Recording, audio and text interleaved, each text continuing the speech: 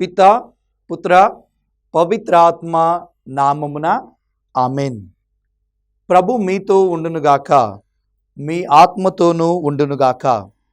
యోహాను శుభవార్త 15వ అధ్యాయము 13వ వచనం నుండి 15వ వచనం వరకు.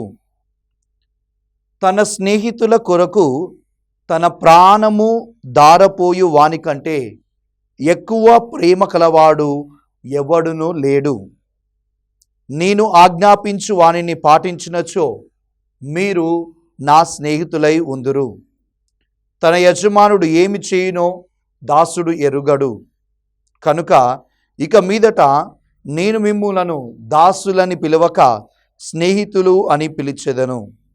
ఏలైనా నేను నా తండ్రి వలన వినినదంతయు మీకు విశదపరచితిని. క్రీస్తు సువిశేషము. క్రీస్తువా మీకు స్తుతి కలుగునుగాక.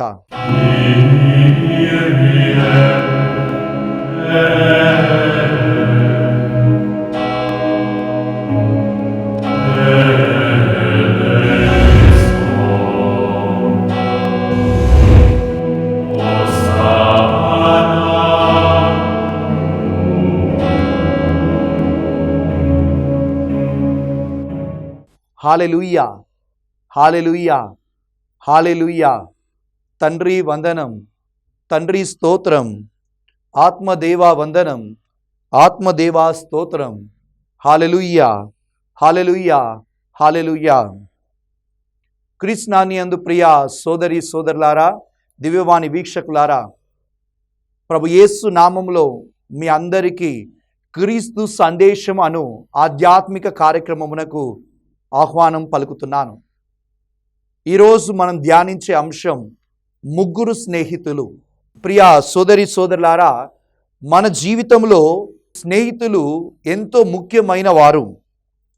మంచి స్నేహితులు మనలను దేవుని వైపు నడిపిస్తారు, కానీ చెడు స్నేహితులు మనలను దేవుని నుండి దూరంగా నడిపిస్తారు. కాబట్టి ఈరోజు బైబిల్ గ్రంథంలో ఉన్న ముగ్గురు స్నేహితులు ఎవరెవరు, వారిని గురించి మనం ధ్యానం చేయడానికి ప్రయత్నం చేద్దాం. దానికంటే ముందుగా స్నేహితుల గురించి పరిశుద్ధ గ్రంథం ఏం చెప్పబడుతుందో చదువుదాం. సీరాపుత్రుడైన యేసు జ్ఞాన గ్రంథము 6వ అధ్యాయము 14వ వచనంలో స్నేహితుని గురించి ఏమని రాయబడిందంటే, నమ్మదగిన స్నేహితుడు సురక్షితమైన కోట వంటి వాడు, అట్టివాడు దొరికినచో నిధి దొరికినట్లే. మనకి మంచి స్నేహితులు ఉంటే మనం పెద్ద నిధిని పొందుకుంటామని పరిశుద్ధ గ్రంథం చెప్తుంది. మరి నీకు మంచి స్నేహితులు ఉన్నారా? సామెతల గ్రంథము 17వ అధ్యాయము 17వ వచనము ఏం చెప్తుందంటే, స్నేహితుడు ఎల్లవేళలా ఆదరముతో ప్రవర్తింపవలేను, ఆపదల్లో ఆదుకొనుటకు స్నేహితుడు మనకు ఉండును. నిజమే, స్నేహితుడు మనకెందుకుంటాడు? మనల్ని ఆదరించడానికి, కష్టాల్లో కన్నీరు తుడవడానికి, వేదనలో మన వేదనలో పాలు పంచుకోవడానికి, ఆపదల్లో నేను ఆదుకోవడానికి ఒక స్నేహితుడు నీకు అవసరం. కాబట్టి పరిశుద్ధ గ్రంథంలో ముగ్గురు స్నేహితులు ఎవరెవరు, వారి గురించి, వారి యొక్క జీవితాల నుంచి మనం ఏమేమి నేర్చుకోవచ్చో మనం చూద్దాం. మొదటి ముగ్గురు స్నేహితులు ఎవరంట అంటే, దానియేలుకున్న ముగ్గురు స్నేహితులు. దానియేలు గ్రంథము 3వ అధ్యాయంలో మనము చూస్తూ ఉన్నాం. దానియేలుకి ముగ్గురు మిత్రులు ఉన్నారంట. 3వ అధ్యాయం 19వ వచనం, షడ్రక్ మెషేక్ అబేద్నెగోలు అనే దానియేలుకు ముగ్గురు మిత్రులు. ఈ మిత్రులు ఏం నేర్పిస్తున్నారు? ఈ ముగ్గురు మిత్రులు వారి జీవితాన్ని మనం పరిశీలన చేసినట్లయితే, షడ్రక్ మెషేక్ అబేద్నెగోలు ఎన్ని సమస్యలు వచ్చినా ప్రభువును వీడలేదు. దానియేలు మిత్రులు నేర్పిస్తున్న సత్యం, నీ కుటుంబంలో ఎంతటి కష్టం వచ్చినా నీవు దేవుణ్ణి విడవకు. షడ్రక్, మెషేక్, అబేద్నెగోలు నెబుకద్నెజరు పరిపాలించి బాబిలోనియా రాజ్యంలో ఉన్నారంట. ఈ నెబుకద్నెజరు రాజు ఏం చేశాడు? ఆయన పెద్ద విగ్రహాన్ని ఆయన చేసి దానిని అందరూ నమస్కరించాలని, అందరూ దాన్ని ఆరాధించాలని ఆయన ఒక శాసనం తీసుకొచ్చాడు. దానియేలు స్నేహితులు, ముగ్గురు స్నేహితులు షడ్రక్, మెషేక్, అబేద్నెగోలు మాత్రం ఏమంటున్నారు? అందరూ ఆరాధించిన వీరు ముగ్గురు మాత్రం అంటున్నారు, మేము సృష్టికర్తని ఆరాధిస్తాం కానీ విగ్రహాన్ని కాదు అని వారు తెలియజేశారు. నిప్పులో వేస్తామని బెదిరించిన వారి మాత్రం దేవుణ్ణి మాత్రమే ఆరాధించారు. అగ్నిగుండంలో వేసినా సరే, ఈ ముగ్గురు మిత్రులు అగ్నిగుండంలో పడవేసినా సరే ప్రభువుని స్తుతించడం ఆపలేదు. అందుకే ఈ ముగ్గురు స్నేహితులకి ఆపదలో ఉన్నప్పుడు పరలోకము నుండి మరొక స్నేహితుడు దిగి వస్తున్నాడు. దానియేలు ముగ్గురు మిత్రులు షడ్రక్, మెషేక్, అబేద్నెగోలు అగ్నిగుండంలో ఉండి ప్రభువును స్తుతిస్తూ ఉన్నారు. అలా స్తుతులు చేస్తూ ఉన్నప్పుడు పరలోకములో ఉన్న దైవ కుమారుడు 4వ వ్యక్తిగా వారి మధ్యలో ఉండి ఆ ముగ్గురు స్నేహితులను చుట్టూ కంచె వేసి కాచి కాపాడుతున్నాడు. మన దేవుని మీద ఆధారపడితే దేవుడే నీ స్నేహితుడు అవుతాడు. ఈ ముగ్గురు స్నేహితులు దేవుని మీద ఆధారపడ్డారు.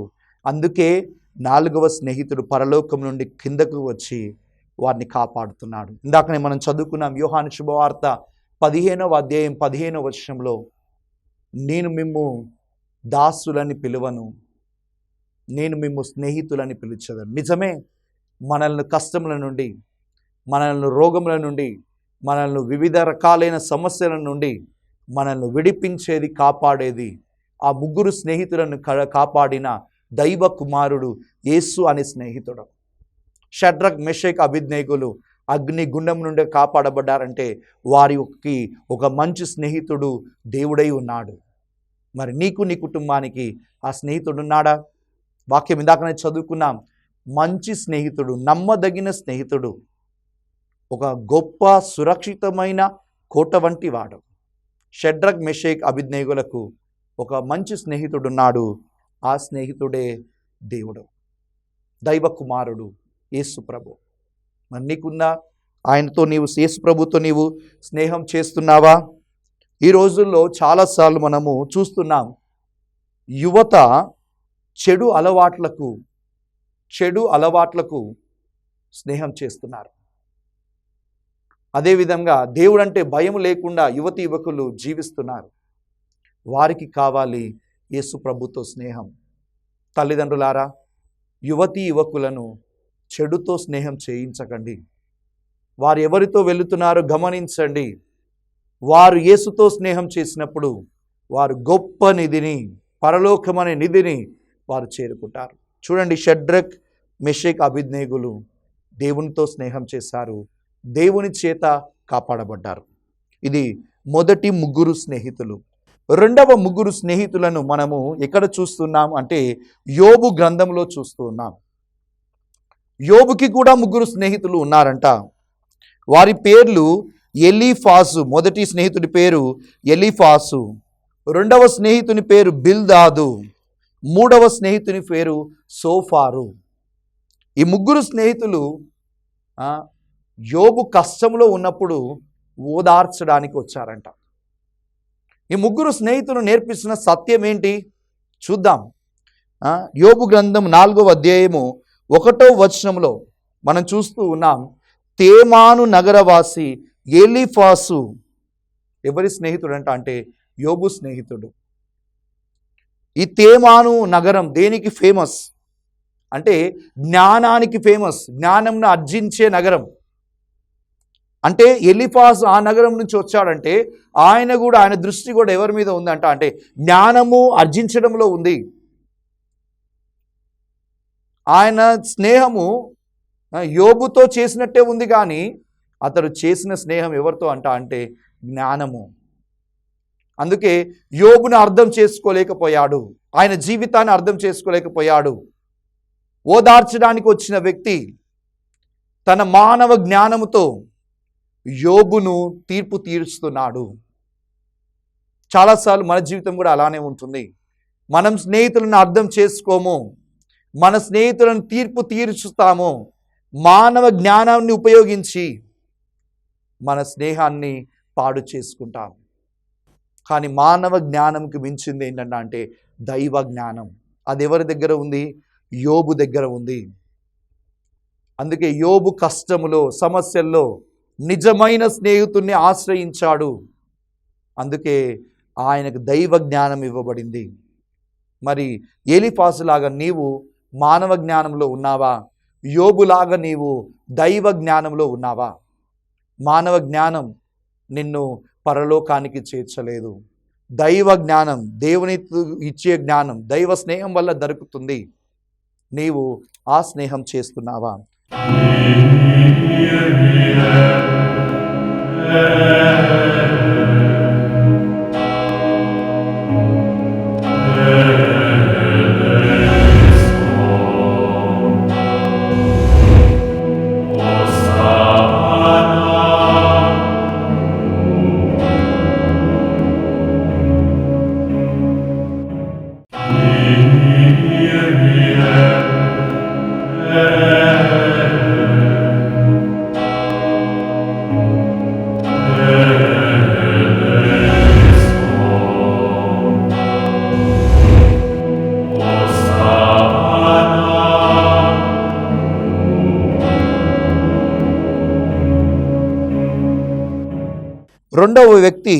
రెండవ స్నేహితుడు బిల్దాదు. ఈయన ఉండని నగరం ఏంటిదంట అంటే షూహా నగరం. ఈ షూహా నగరం దేనిని ఎక్కువగా వాళ్ళు కోరుకునేవారు? ఈ షూహా నగరంలో ఉన్న వాళ్ళు అందరూ కూడా ధనాన్ని ఎక్కువగా కోరుకునే వాళ్ళంట. అంటే బిల్దాదు ధనవంతుడు. అందుకే యోబు కష్టాల్లో ఉంటే బిల్దాదు సహాయం చేయాల్సిన వ్యక్తి ధనవంతుడై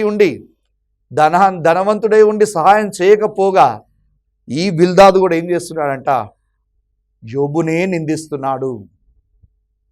చూడండి, చాలాసార్లు మన స్నేహితులు ధనవంతులు ఏమో, కానీ మనకు అవసరమైనప్పుడు చిల్లి గవ కూడా ఇవ్వరు.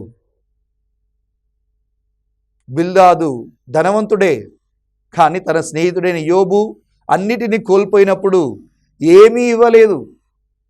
అది మంచి స్నేహమా? కాదు. మరొక వైపు యోబుని చూస్తున్నాం. ధనం పోగొట్టుకున్నాడేమో కానీ దైవాన్ని పోగొట్టుకోలేదు.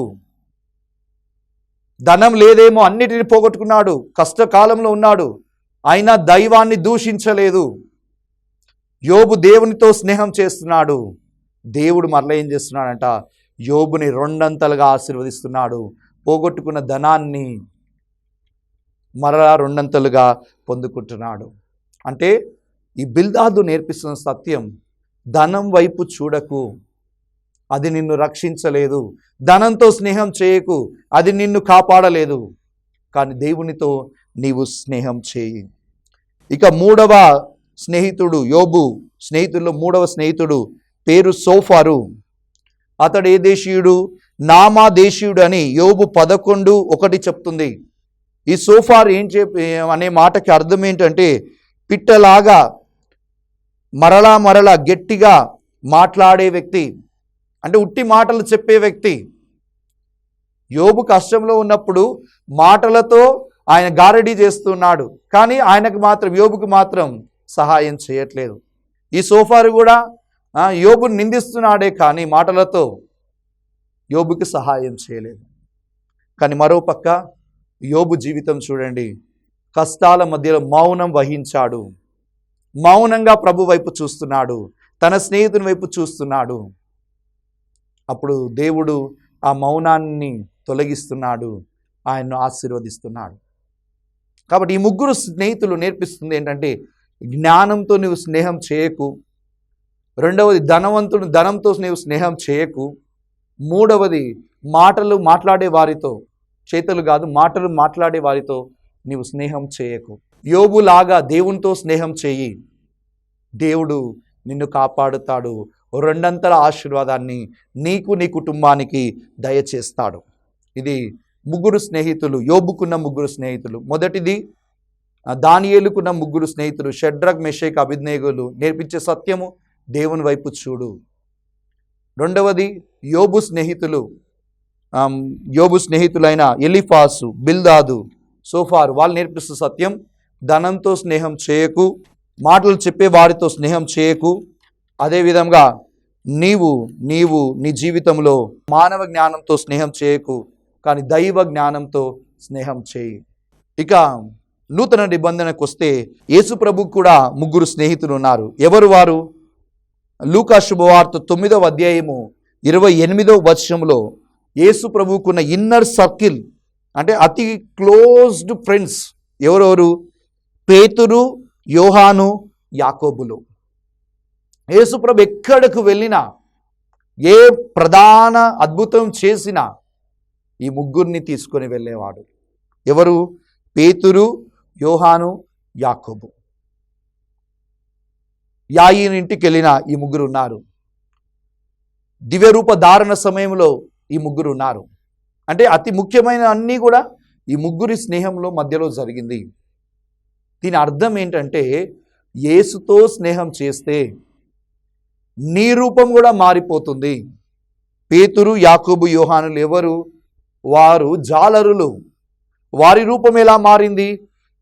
యేసుతో స్నేహం చేయడం వల్ల వారి రూపం మారింది. నీ రూపం కూడా మారాలంటే యేసుతో స్నేహం చేయి.